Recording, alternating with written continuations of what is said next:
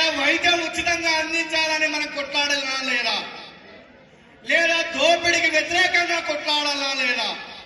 ఇక్కడ కూర్చున్నటువంటి వేదిక మీద అనేక మంది పెద్దలు ఈ వేదిక మీద ఉన్నారు.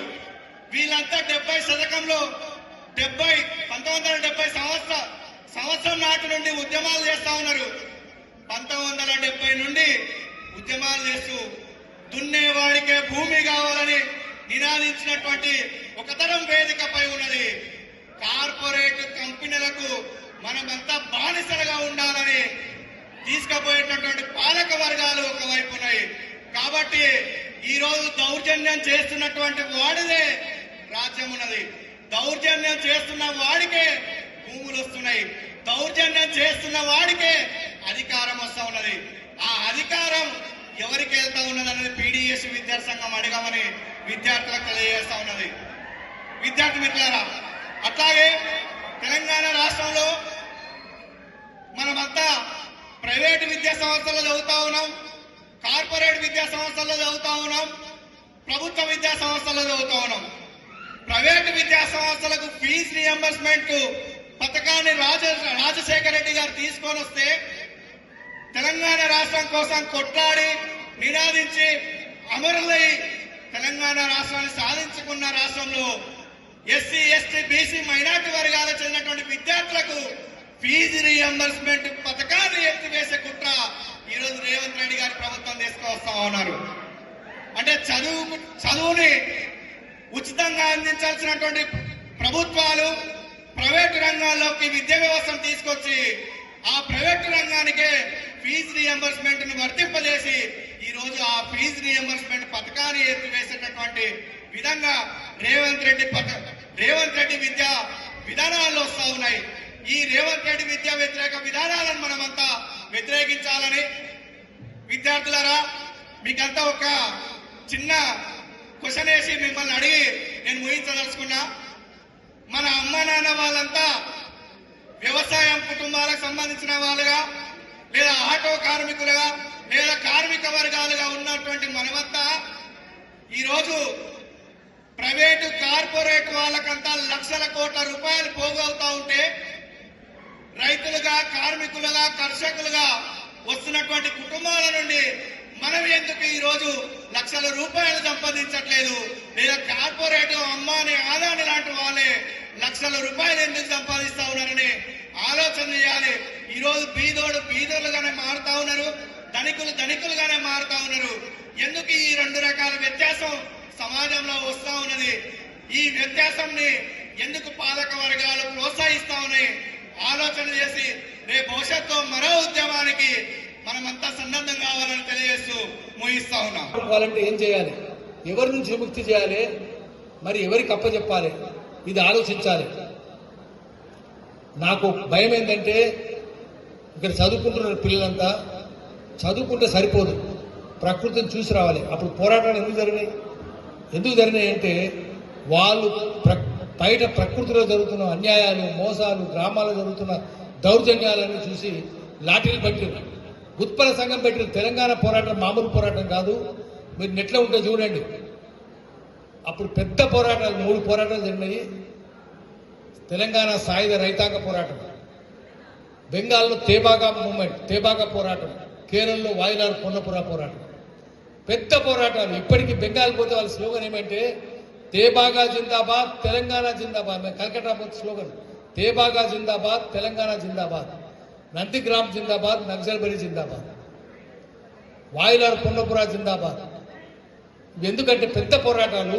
మనం గర్వించదగిన విషయం ఏంటంటే తెలంగాణ సాయుధ పోరాటంలో వేలాది మంది నేల కొరిగారు.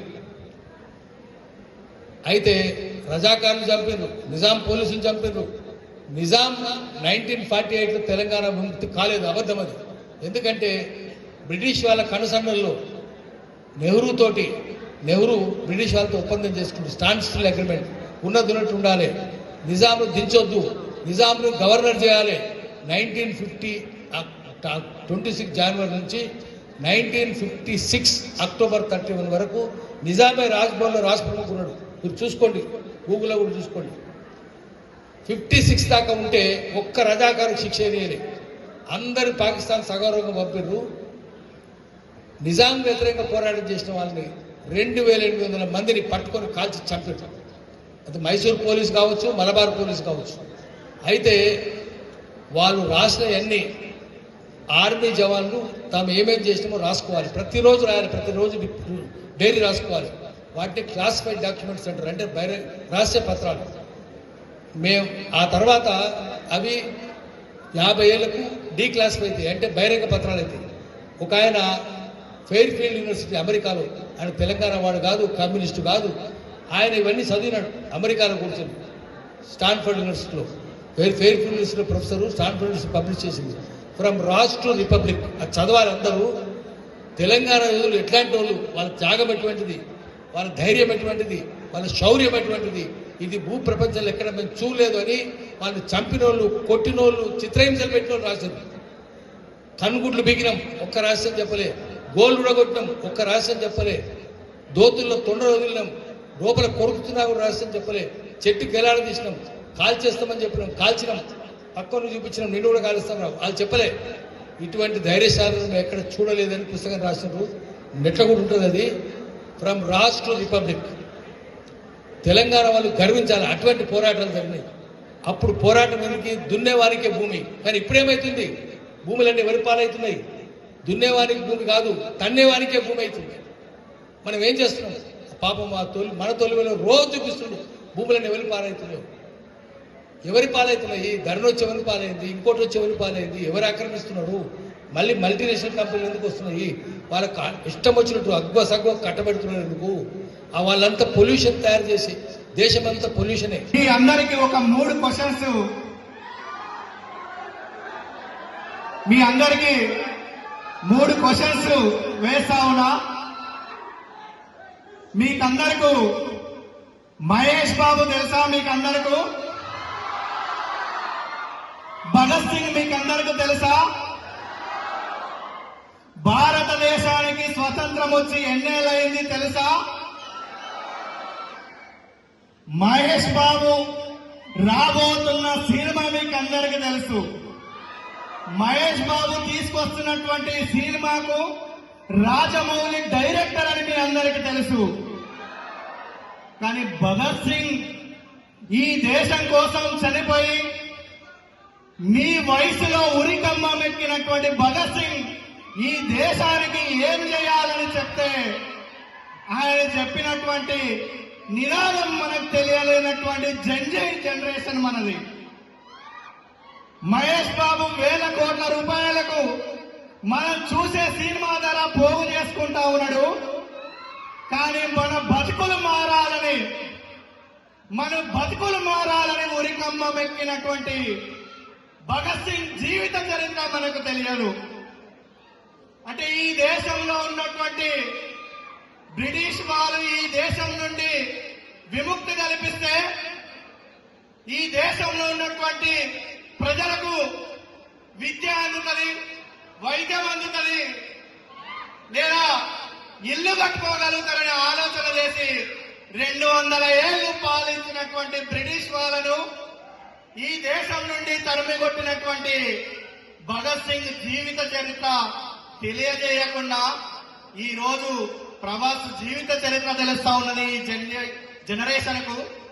మహేష్ బాబు జీవిత చరిత్రలు తెలియజేస్తా ఉన్నారు ఈ సోషల్ మీడియా యుగం. కాబట్టి పీడీఎస్ విద్యార్థి సంఘం విద్యార్థుల హక్కుల కోసం ఈ జంజీ జనరేషన్ ని నడిపించాలని కంకణం కట్టుకొని నిజామాబాద్ పట్టణ కేంద్రంలో వందలాది మంది విద్యార్థులను ఈ జంజీ జనరేషన్ ని సోషల్ మీడియా వేదికగా రేవంత్ రెడ్డి ప్రభుత్వాన్ని ప్రశ్నించాలని, నరేంద్ర మోడీ ప్రభుత్వాన్ని ప్రశ్నించాలని కంకణం కట్టుకొని 50 సంవత్సరాలుగా కొనసాగుతా ఉన్నది.